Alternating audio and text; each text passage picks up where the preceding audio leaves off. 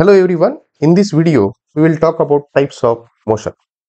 There are four types of motion. First is straight line motion. As you can see in picture, ही मुलगी या काठीचा सहारा घेऊन या रोप वरती चालण्याचा प्रयत्न करते सरळ रेषेत. जर ती सरळ रेषेत नाही चालली तर चान्सेस आहेत की she will fall down. Second is circular motion. As you can see in picture, हा मुलगा हा बॉल एक सर्क्युलर ऑर्बिट मध्ये फिरवण्याचा प्रयत्न करतो. हे एक्झाम्पल आपण अजून कुठे पाहतो? ग्रामीण भागामध्ये शेतामध्ये पक्षी धान्यांची नासाडी करतात, तर पक्ष्यांना शेतातून हाकलवण्यासाठी गोफण फिरवली जाते. So this is also a very nice example of circular motion.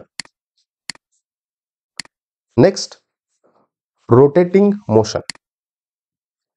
आपल्या घरी असणारा table fan, as you can see in picture, हे ब्लेड्स आहेत 1 2 3. हे रोटेटिंग होणारे ब्लेड्स आहेत आणि इथं कुठेतरी तो शाफ्ट आहे, त्या शाफ्ट वरती ते ब्लेड्स माउंट केलेले आहेत. ब्लेड्स रोटेट होऊन ब्लेडचं रोटेशन होतं अबाउट शाफ्ट आणि आपल्याला वारा येतो. Next is vibration. Sewing machine. Sewing मशीनची ही निडल अप अँड डाऊन त्याची मोशन होते. This motion is called as a vibration, vibrational motion.